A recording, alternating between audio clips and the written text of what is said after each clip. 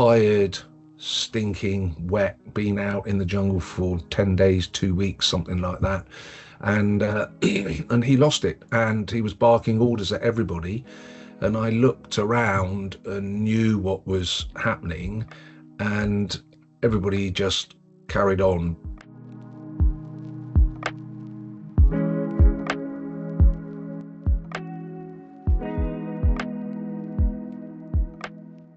The first thing, I suppose, is timing is critical. You need a really good team around you, whether that's a small team or a large team. You need a good plan to implement. And like everything in my world, is you rehearse, you prepare, you have the ability and flexibility to change that plan.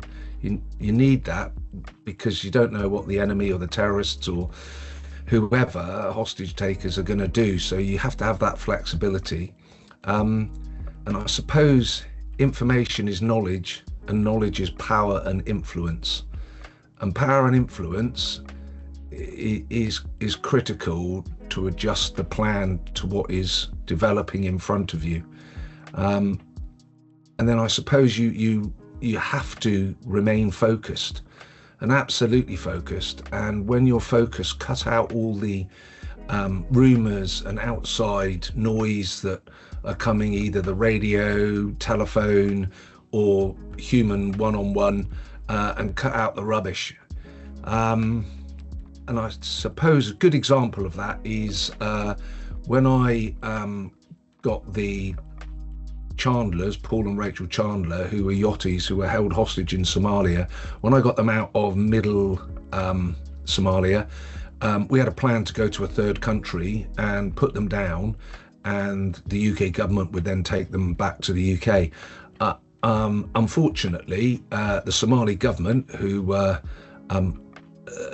less than transparent and difficult to deal with, should we say, and they didn't really help us with that whole process, but insisted that we went and diverted from where the pickup was to Mogadishu, the capital. And when we got to Mogadishu, into the airfield, it was absolutely chaotic. There were uncredited people on the air side, so on the runway side. UN were there, but ineffectual really. The African Union soldiers from Uganda, Burundi, and a few other places were there, and they were pretty much ineffectual. And myself and the team had to get Paul and Rachel off the aeroplane onto or into armoured personnel carriers, and then drive this mad drive across the city of Mogadishu. And in those days, you know, there was bomb blast debris everywhere, there were vehicles, and it was quite an experience. And we pulled into the presidential palace, and the one thing that the Somali government wanted was their 10 minutes of press release for global consumption across all networks. And I don't think they realised that actually this distraction within the plan, and this noise, and these people just pulling this whole thing apart, was quite difficult for me and the team to keep focused and actually maintain the security of the two hostages and actually keep them safe. And that's physical safe, but also mentally safe. They've been held captive in isolation for months and months. And finally, we managed to extract ourselves from the presidential palace, get back to the aircraft that, thank goodness, was still safe and had been secured by the United Nations, and we flew off. We had to do it, and I understand in Africa, you know, media and everything, they wanted that to happen, but actually for us, we had to be very, very flexible. We had to be focused on what we were doing and not what was going on around us, and just secure the hostages and make it best for them as we could, and extract them out.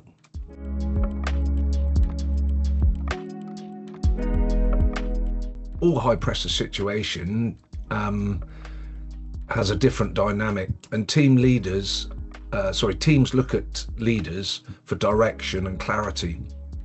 And well-trained and experienced leaders need to ask the team questions as well. So there's a two-way street in Special Forces. You ask the lads and the team, and lasses, ask the lads and in the team, and take that experience from the young guys who might have just finished training to the older guys who've done multiple tours in hostile environments, and the leaders, and take that out and encourage everybody to think out of the box, which in business is sometimes quite alien, and involve the team in the solution finding. I always thought, well, I don't know all the solutions, I don't have all the answers, so let's involve the team and let's discuss. However, at the end of the day, the leader needs to make the final decision, and so in my world, you know, take all that information, sift it, talk it through, don't be aloof, and don't hide from a discussion about that, and then at the end of the day, me make a decision and see how the plan works.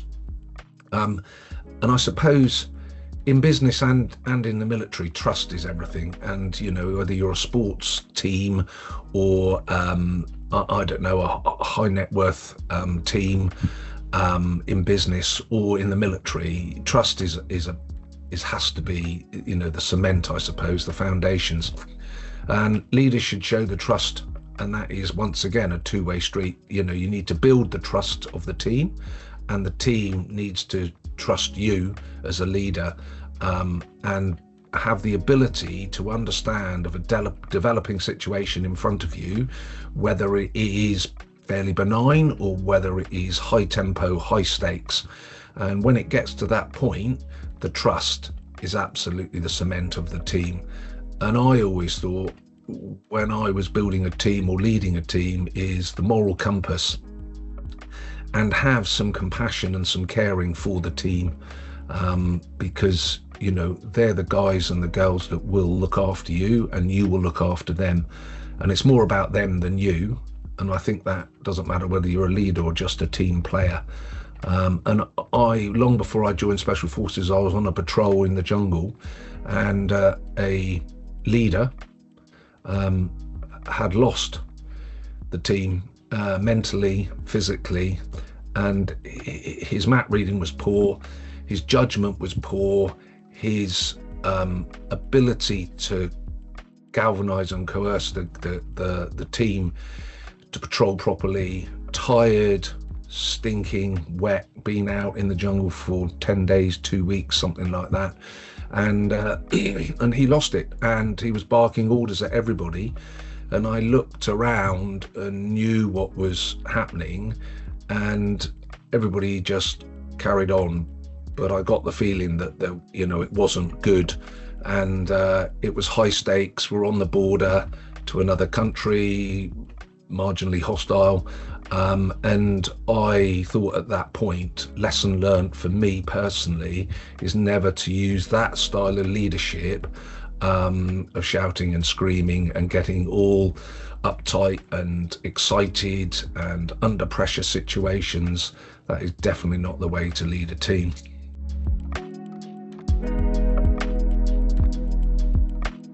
So experience and support from the team, and a collective team, I mean, they help with the judgment, and all the information needs to be checked and verified, and need to understand the information that's coming on, and you know, disregard all the wrong information, and use the trusted information and the actionable information, and you have to judge for worst case scenario. So when you're making a speedy decision, you might have the information in seconds and it's coming into your head, but in that question and that scenario, you know, you have to judge the scenario that's developing in front of you, and make a point of the team helping you make the judgment. They are seeing something different, they're hearing something different, there might be somebody away at a different part of the operation who's hearing and seeing something different, and that comes in, and that comes back down to the judgment. you judge the case of the scenario as it's laying out in front of you, and you apply the caution that the situation dictates. However, you can't be overcautious. At some point, you've got to make the decision, go or no go. And so that caution and being overcautious is sometimes detriment to the team, detriment to you, and detriment to the plan for the strategy or the bigger picture.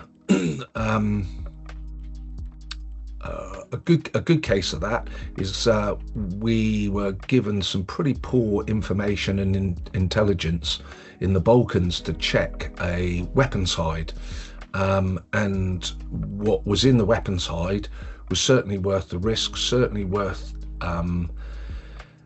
moving the plan forward, but as the information wasn't completely correct, we couldn't verify it, we didn't know what was going on, I made the decision that we would go as a team, we'd do everything. And my biggest concern at that point, in the dead of night, the plan, lots of people stood up in lots of operations rooms, and a lot of pressure on lots of people, including myself. I made the decision with a volunteer from the team to take them forward to check the weapons hide to see if we could confirm that the weapons and explosives were in that hide. And the biggest concern for me was that hide would be booby trapped. And I made the decision against other people's thoughts and wishes that I and another guy would go forward and check it. I would never ask somebody to do something I wouldn't do myself. And also, if there was only 2 casualties, it would be me and the other guy, the volunteer, who incidentally wasn't married, didn't have any kids. And so I was quite comfortable with that. So yeah, that information, judgment, you know, make a team effort, make a judgment call. At the end of the day, as I said earlier, you know, the leader's got to make the decision, and I made that decision. And some people senior to me were not comfortable with it. It worked out in the end. I'm still here.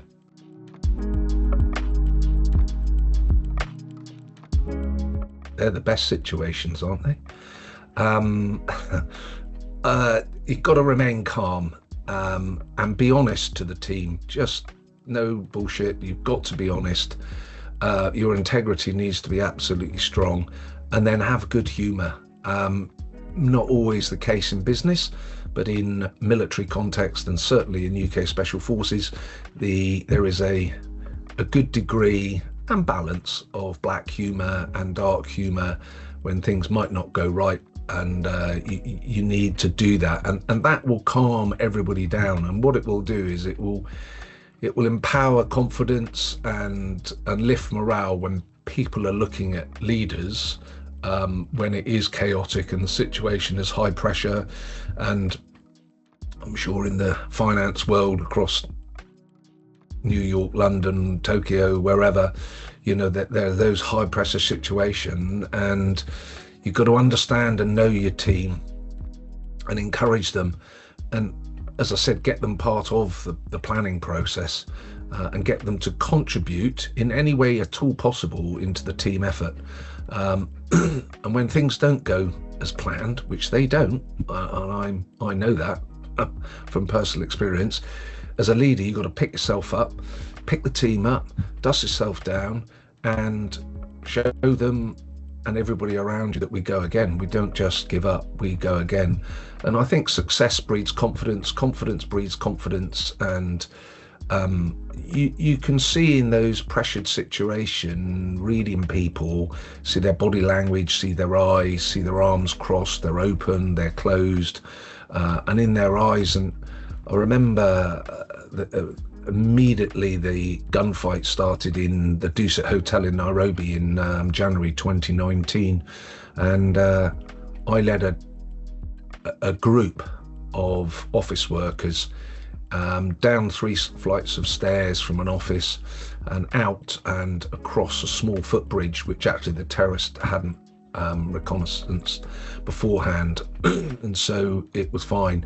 But looking at those people, those humans, and yes, they weren't trained soldiers or special forces or anything, but any human would have been frightened in that. The gunfire, the explosions, everything going off and the chaos. but I could see in their eyes and their body language absolutely terrified, and I could feel the chaos just about to start, and then people would be drifting off, and people running, and people walking, people hiding, and in the end I had to sort of get them all together, gave them a very, very clear brief of what we were going to do, where we were going, how we were going to do it. And it wasn't a long walk, but we walked in line, in a form, and I got them over the bridge, and they went off to safety, and I went back inside. And by the time I got back inside, there was another group of people. Unfortunately, there were 6 young office staff under the stairwell, which is an open stairwell, who'd been killed by the terrorists.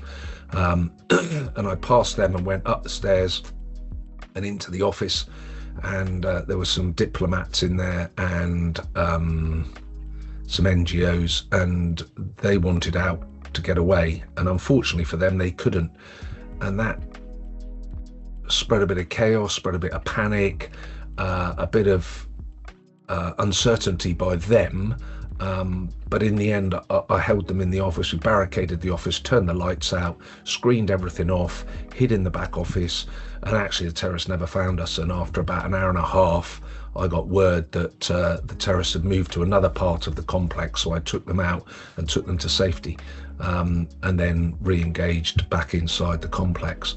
But the chaos and the panic in humans, read it in their eyes, read it in their body language, and under those high pressure situations, and it doesn't matter, everybody feels it, I felt it, you know, it is quite difficult to separate reality from what your comfort zone is, and your comfort zone is when you are the most relaxed and no pressure.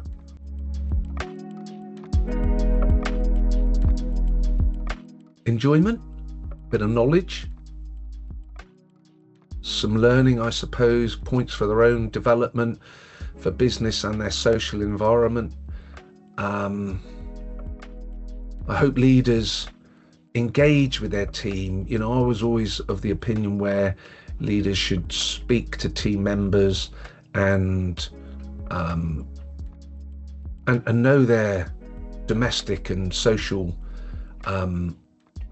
backgrounds, what they're about. Are they married? Do they have kids? What's their triggers? Do they like motorbikes, fast cars, beers?